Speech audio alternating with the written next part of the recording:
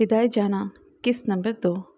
شمل خان کے روم میں وہ نرس کے سہارے جب داخل ہوئی تو سامنے اپنے مضبوط باپ کو پٹیوں میں جکڑے دیکھ کر وہ اپنا ہاتھ لبوں پہ رکھ کے اپنی سسکیوں کا گلا گھونٹنے لگی۔ آغا جان، وہ لرزتے قدموں سے ان کے پاس جا کر نیچے بیٹھتی ہوئی لرزتے ہاتھ ان کے سینے پر رکھ کر انہیں پکارنے لگی۔ بچے۔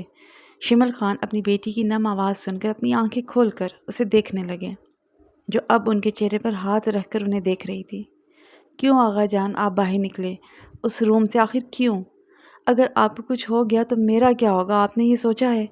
وہ ان کی جانب دیکھتی ہوئی رو کر ان سے بولی۔ بچے، اس وقت دماغ کام نہیں کر رہا تھا، حالات ہی بہت خراب تھے، اس وقت مجھے صرف آپ کی فکر تھی، اسی لیے میں باہر نکل گیا۔ شمل خان نے مشکل سے اپنی یہ بات کی۔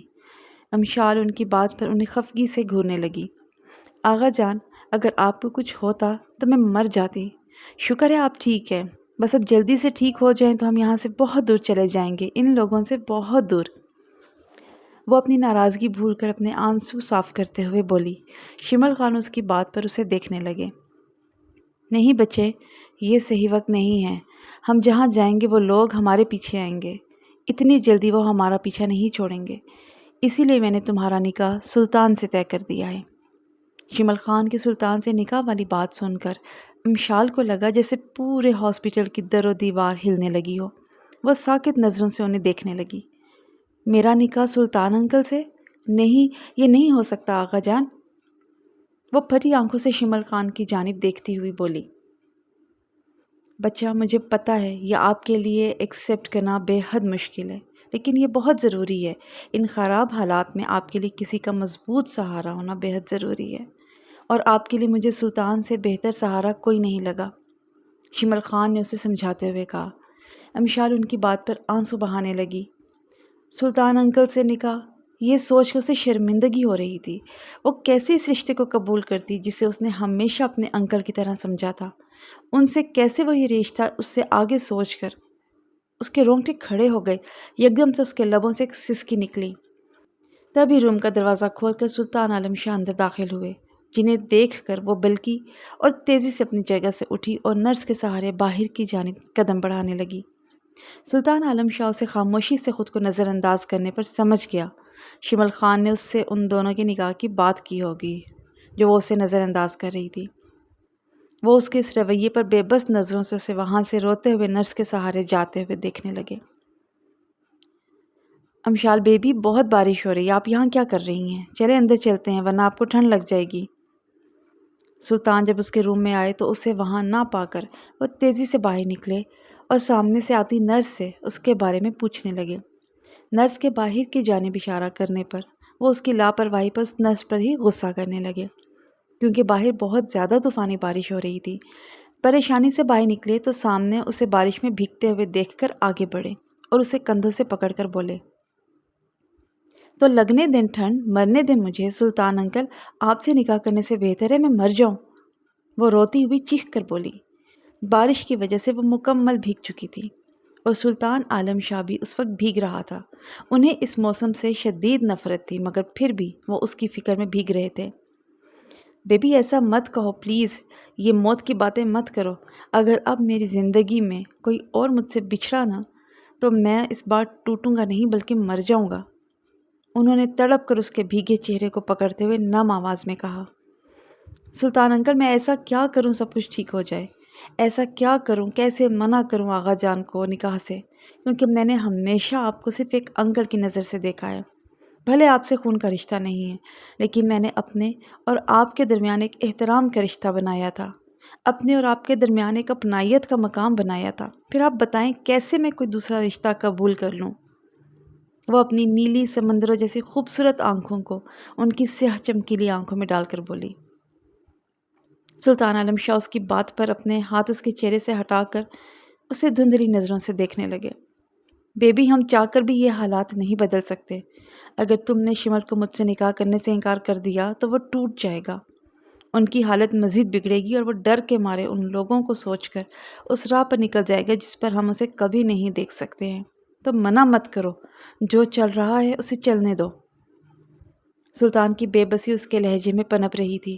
امشال انہیں ساکت نظروں سے دیکھنے لگی۔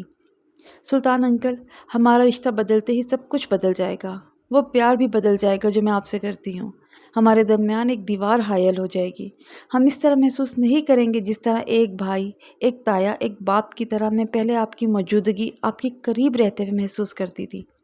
اگر یہ رشتہ ختم ہوگا تو میں اور آپ اجنبی کی طرح زندگی گزارنے پر مجبور ہو جائیں گے، پلیز سوچ لیں ورنہ آپ پچھتائیں گے۔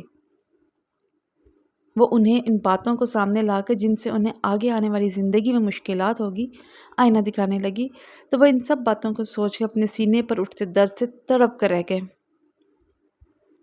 آپ کا نکاح سلطان سرفراز عالم شاہ ولد سرفراز عالم شاہ سے سکہ رائج الوقت 5 لاکھ حق مہر کے عوض طے پایا ہے، کیا آپ کو قبول ہے؟ وہ مولوی کی آواز پر سسک اٹھی، جن کو اس نے اپنے تایا کی طرح سمجھا تھا، اپنا بڑا سمجھا تھا، آج کن حالات میں وہ انہی کی زوجیت میں لکھ دی جا رہی تھی۔ یہ اس کے لیے اذیت سے کم نہیں تھا۔ آپ کا نکاح سلطان سرفراز عالم شاہ ولد سرفراز عالم شاہ سے سکہ رائج الوقت 5 لاکھ حق مہر کے عوض طے پایا ہے، کیا آپ کو قبول ہے؟ یہ لفظ اسے ہتھوڑے کی ضرب کی طرح اپنے اوپر پڑتے ہوئے محسوس ہوئے۔ مولوی کے دوسری بار پوچھنے پر وہ اپنی سرخ آنکھوں کو اوپر اٹھا کر شمل خان کی جانب بے بس نظروں سے دیکھتی ہوئی نفی میں سر ہلانے لگی۔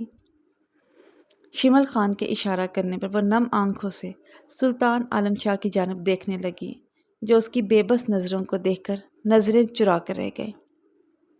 قبول ہے۔ بے بس نظروں سے وہ ان دونوں کو دیکھتی جو اس کے قریب تھے، اس کے دکھ سکھ کے ساتھی تھے، مگر اس وقت وہ دونوں سے اجنبی لگے۔ کیا آپ کو یہ نکاح قبول ہے؟ مولوی کی دوسری بار پوچھنے پر وہ سختی سے اپنی آنکھیں موند گئی۔ قبول ہے، وہ سسکیوں کا گلا دبا کر بولی۔ کیا آپ کو یہ نکاح قبول ہے؟ وہ آنکھیں بند کیے ان لمحوں کو اپنی آنکھوں کے آگے آتے ہوئے دیکھنے لگی۔ سلطان کا اس کے سر پر ایک تایا، ایک باپ کی طرح شفقت سے ہاتھ رکھنا، اسے ایک بیٹی کی طرح ٹریٹ کرنا، سب کچھ اس کی نظروں کی اسکرین پر چل رہا تھا۔ وہ ان لمحوں کو یاد کرتی بری طرح سے روتی ہوئی تیسری بار مولوی کے پوچھنے پر خود کا اور سلطان کا رشتہ بدل گئی۔ نرس نے جب ان سے اس کے کھانے نہ کھانے کی ضد کا بتایا تو وہ اس کے پاس چلے آئے۔ آج وہ الگ رشتے سے اس کے پاس آئے تھے، جھجک کے باوجود بھی وہ اس کی فکر میں اس کے قریب جا رہے تھے۔ امشال بیبی، یہ کیا حالت بنائی ہے آپ نے؟ اٹھیں اور کچھ کھا لیں۔ وہ سامنے بیڈ پر خاموش لیٹی تھی، انہیں دیکھ کر بھی اس نے اپنی نظریں نہیں اٹھائی، تو اسے اس طرح دیکھ کر وہ دل میں اٹھتی ٹیسوں کو دبا کر اس کے پاس جا کر اسے کندھوں سے پکڑ کر اسے پکار اٹھے۔ سلطان انکل، یہ کیا ہو گیا؟ مجھے صرف آپ انکل کی طرح اچھے لگتے تھے، مجھے یہ رشتہ نہیں چاہیے، مجھے اپنے وہی انکل چاہیے جن سے میں اپنی ہر بات شیئر کیا کرتی تھی۔ جب بھی میں آپ سے اپنی چھوٹی سے چھوٹی بات شیئر کرتی تھی نا، تب مجھے اپنی مما کی یاد آتی تھی۔ اب ایسا نہیں ہوگا، یہ سوچ مجھے مار ڈالے گی۔ امشال خان سلطان کو کمرے میں داخل ہوتے ہوئے دیکھتی اسے پکار اٹھی۔ امشال، مجھے پتا ہے یہ ہمارے لیے بہت مشکل ہے، لیکن حالات نے ہم دونوں کو اس جگہ لا کھڑا کر دیا ہے جس میں ہم صرف بے بس ہیں۔ مجھے بھی اچھا نہیں لگ رہا، لیکن میں مجبور ہوں، اور ہمیں یہ سب ایکسیپٹ کرنے کے لیے تھوڑا وقت لگے گا، لیکن یہ وقت بھی گزر جائے گا۔ بس آپ مجھ سے پرومس کریں کہ اب آپ مجھے کبھی انکل کہہ کر نہیں بلائیں گی۔ سلطان عالم شاہ ضبط سے سرخ ہوتی آنکھیں اس پر سے ہٹاتے ہوئے بولے، یہ بہت مشکل ہے۔ امشال بلکتی ہوئی بولی، مشکل میرے لیے بھی ہے، مگر آہستہ آہستہ سب کچھ بدل جائے گا، شاید ہم رشتے کو بھی قبول کرنے لگ جائیں گے۔ اگر آپ کو یہ انکمفرٹیبل لگ رہا ہے تو میں آپ کے پاس نہیں آؤں گا، وہ اسے اٹھاتے ہوئے بولے۔ نہیں، آپ مجھ سے دور مت جائیے، آپ کے بغیر تو میں بالکل بھی نہیں رہ پاؤں گی۔ آغا جان کے بعد آپ ہی تو میرے اپنے ہیں، اگر آپ مجھ سے دور رہیں گے، میرے پاس نہیں آئیں گے، تو میں اپنی ہر بات کس سے شیئر کروں گی؟ امشال ان کی بات پر اٹھی اور اچانک سے ان کے سینے سے لگ کر روتی ہوئی بولی، کام ڈاؤن بیبی، میں کہیں نہیں جا رہا، یہی ہوں۔ پہلے بھی وہ اسی طرح اس سے گلے لگا کرتی تھی، مگر اس بار ان کا رشتہ الگ تھا۔ پہلے کبھی انہیں اتنی جھجک اس کے قریب آنے پر محسوس نہیں ہوئی تھی، جو اس وقت اس کے نازک وجود کو اپنے سے لگے ہوئے محسوس کرتے، وہ اپنی پیشانی کو بھیگتے ہوئے محسوس کر کے سخت ہڑبڑا کر اسے خود سے الگ کرتے ہوئے بولے،